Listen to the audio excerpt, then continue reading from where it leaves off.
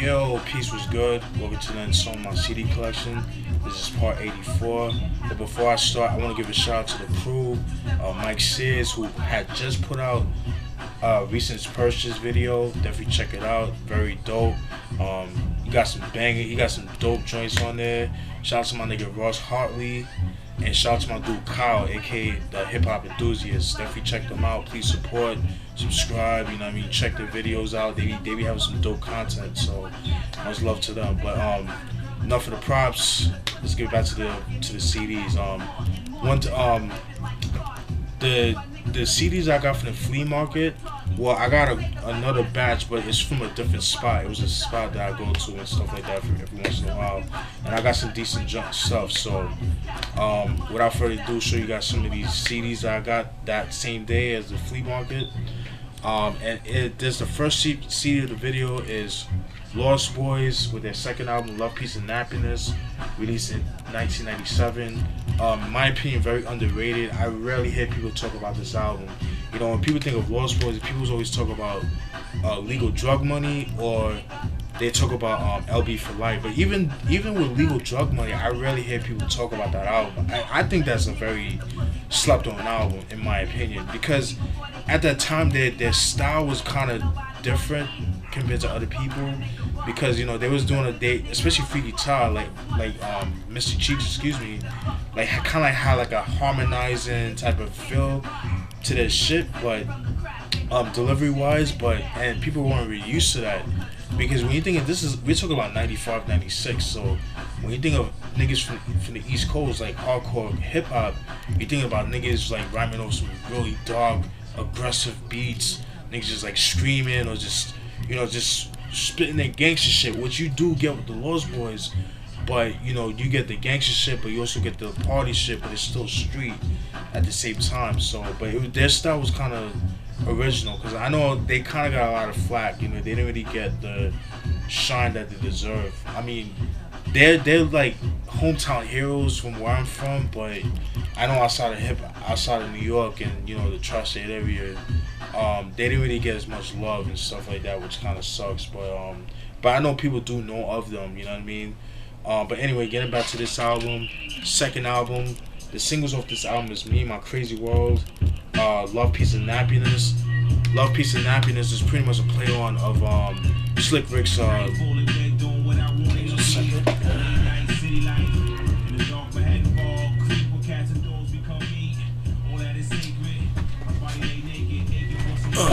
about that.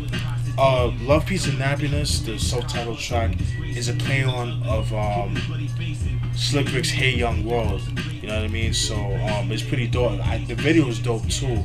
They're like in some Caribbean, I think they're in Jamaica or some shit like that, or Caribbean, some Caribbean island, and you know you see them like rapping like in the back of the pickup truck. It's pretty dope. It's pretty nice, dope video. One of the highlights of this album is a song called Beats from the East, dope posse cut. Yeah, it features you know, Lost Boyz themselves, obviously, Cannabis, Redman, and A+. Oh my fucking god! And at this time, Cannabis was rolling with the Lost Boyz, so he was affiliated with them. Like, you know, he used to roll with the Lost Boyz until they had a falling out. You know what I mean? So I don't know what was the falling out. Somebody told me before, but I don't remember. That was like years ago. But I know somebody in the description box might tell me why they had a falling out. If somebody knows, let me know. I would like to know why they had a falling out. But I know they had like a falling out and stuff like that. But yeah, Beats from the East, oh my gosh, one of the illest posse cuts in hip hop, and I rarely hear people talk about that. In my opinion, I feel like Cannabis and Redman had the best verses on that song. Fucking dope. My Crew, fucking love that joint. Dope beat by Easy Mo B. Get Your Hustle On, Tight Situations. I mean, Why? Oh my god, that song Why. I used to play that song so fucking much. I remember buying this album in the summer of 2001. I actually put it down here. At the time I was living in New York. I bought this album at the Carl Square Mall. You know, all my people that live down south, Broward and stuff like that will know what I'm talking about. But the reason why I bought that album is because, again, I lost a case years ago and stuff like that. So, and I'm a completist. I like to have the actual case and stuff like that. So, but yeah, Love Peace and Nappiness by the Lost Boyz, released in 1997, very dope. And some people might know, might not know, but Lost Boyz is a gang, a street gang from Queens. So some people might know that, some people might not know that, but you know, just to let you guys FYI.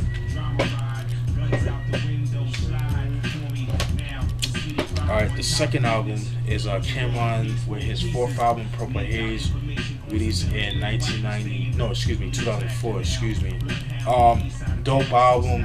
I remember this album coming out back in late 2004. The singles off this album is Get Down, Killa Can, Down and Out featuring Kanye West and Selena Johnson, Girls, Get 'Em Girls, I mean, fucking love that joint right there. Taking to Church, that was a pretty dope song right there. This album right here is pretty much one of those albums that, you know, signified my high school year, my senior year in high school. I mean, like I said, it came out like late 2004. I was a senior in high school, and everywhere you heard people playing this album right here. You know what I'm saying? Like, at least where I was at, you know. I mean, I was living down here at the time, but you know, a lot of New Yorkers that lived down here, you know, they were bumping this album, you know what I mean? It was to the point you had niggas down here calling themselves Berg. They had like a clique in my high school called Berg Gang and Dipset. It was fucking crazy, man. This was like, come on, dudes, really? But they're cool, but you know, it's just like looking back is like it's really stupid, you know what I mean? But you know, this is around the time when niggas was rocking the long tees. I was one of them too. This one cat that I know, I'm cool with him, but you know, one time I saw him with a pink long tee. I'm like, why the fuck you wearing a pink long tee? Yo, no bullshit. He told me because it gets some pussy. I'm like, wow. Like, I mean, to each his own, but whatever. But you know, he's one of them pretty boy niggas, you know, so you know, whatever. But yeah, Cameron Purple Haze, released in 2004, dope album. Next album, Cameron with his fifth album, Killa Season, released in 2006. Another dope album. This album kind of got some flack to it because, I mean, the real Dipset fans enjoyed this album. Like, anything Cameron put out, niggas was fucking with. But like in the outside world, people will fell in love with Purple Haze and stuff like that. So it didn't really get the critical acclaim as Purple Haze. You know, because Purple Haze, what people need to remember is that how Get Rich or Die Trying got so much heat, like so much attraction. That's how Purple Haze did too. You know what I mean? And around this time, you know, he was, you know, at this time he was going after, you know, Jay-Z. That's when him and Jay was going after each other and stuff like that. The singles off the album are, let's see. I believe, I gotta cheat. Sorry about that. Do Your Thing, Touch It or Not, Love My Life, and those are the singles of the album. Yeah, pretty decent joint, man. I really enjoyed this album. Wet Wipes, that's my shit right there. War, Triple Up with 40 Cal, Get Your Gun, Get 'Em Daddy, the remix with Hell J.R. Ryder, Jim Jones. I mean, very, very dope right here, you know what I'm saying? Not as good as Purple Haze, but it does feel like they got some decent joints though. And then at that same year, the Killa Season movie came out, so I would dub this like as a soundtrack to that movie. But that movie was it was so bad, but it's laughable, but it's watchable, it's entertaining at the same time, like because it tried to be like Belly so bad, but it just didn't work, you know what I mean? But yeah, Killa Season by Cameron, released in 2006. Then we got this song right here, This and That with Bumpin, released in 1994. They're a hip hop duo from Miami, Florida. They're part of that whole, you know, 69 South, you know what I mean, the Quad City DJ. So you already know what I'm getting myself into. You know, like that, whoop, there it is, like that bullshit. Like, oh my god. Even though, like, if you play that at a party now, like, it's hot, but you know, like, you play that now, it's like it's kind of like, it's like, you know, like that Miami bass music, like 2 Live Crew, like that kind of shit. So I didn't really care for this too much. Yeah, it had some, maybe like 1 or 2 songs that I like, but if you like that kind of thing, that kind of music, like the booty bass music, then you'll probably like this. I don't really care for it so much, but this was pretty much a blind buy. Like I didn't know who they were, and I just saw it. You know, I thought they were like some like West Coast MCs or some shit like that. So I pick it up. So, but yeah, Bumpin' by This and That, released in 1994, and this is like the only album they came out with, and I can see why. So. I was glad to get this album for a decent price, and this album is Beanie Siegel's The Reason album. This is his second album, released in 2001. Beanie Siegel, you guys should know, he was the head honcho of State Property. Yeah, man, fucking dope album, right? Very underrated album, if you ask me. Because, well, I wouldn't say it's underrated, but I would say underrated as a whole, because people only know the song Beanie, So What You Saying, that's a fucking dope song. One of the few songs where you got artists that pay tribute to like a classic single, like playing tribute to like EPMD with So What You Saying. The way they did it, Memphis Bleak and Beanie, fucking dope. That's a dope joint right there.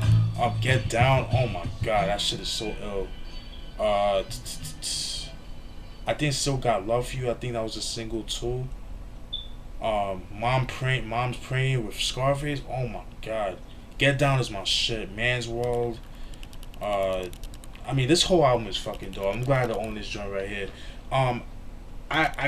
They have it in my local FYE, but it's like $12.99, and I'm sorry, I'm not paying $12.99 for this album, you know. So I got it for a decent price.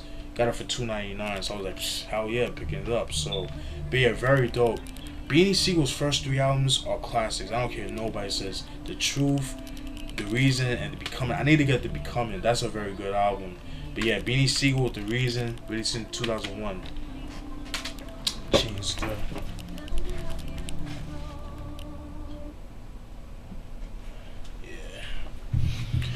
Alright. Let's see how much time I got left. I still got some time. Alright. These last 3, alright. I was kind of glad to find this album. I wasn't expecting to find it, but I got it. And it is The Mad Rapper, Tell 'Em Why You Mad. This is his debut album, released in 1999. The Mad Rapper, aka D Dot, the producer, part of the Hitman for Bad Boy Records. You might know him from the dude that played the skit Kicking Your Door. Well, imagine a whole album with him. So pretty dope album. You know, it's not an album that you can, it's not an album to take serious. It's like, not saying it's a bad album, it's a good, I like it. It's not like, oh my god, it's such a great album, but it's an album like, you know, if you're bored, read your boys, you want to be entertained, this would be the album to pick to check out. This album, the single off the album is How to Rob featuring 50 Cent. It's what kind of got 50 Cent out into the world, even though the song React with Onyx was his introduction to the world, but realistically, How to Rob was what got 50 Cent his fame. Is like what people, that's where you guys notoriety from, because you know he was dissing like everybody from Jay to Big Pun, Ghostface, Mace, and you know a whole bunch of people. So that's, you know, that's how he got, you know, famous and things like that. But yeah, it's a decent album. You know, it's not his best, it's not the best album in the world, but it's pretty cool. I fucks with it. You know what I mean?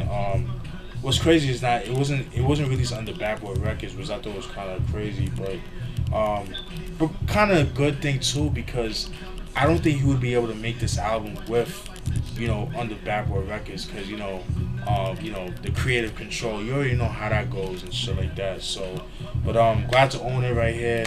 This is The Mad Rapper, Tell 'Em Why You Mad, released in 1999.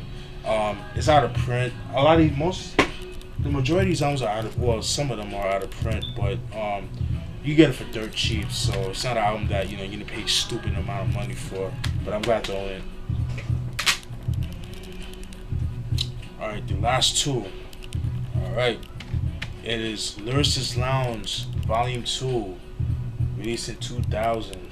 Glad to own this joint right here. I mean, got some dope joints. The singles off the album is Oh No, with Most Def and Pharoah Monch.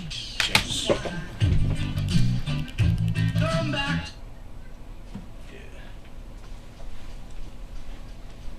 Yeah. Alright. Lyricist Lounge, like I said, part two. Like I said, Most Def, Pharaoh Monch featuring Nate Dogg, rest in peace to Nate Dogg. Oh no, single, the biggest single of the album, the song Get Up with Coco Brothers, aka Smith and Wesson of Boot Camp Click fame. I mean, this is a very dope album. I fucks with it.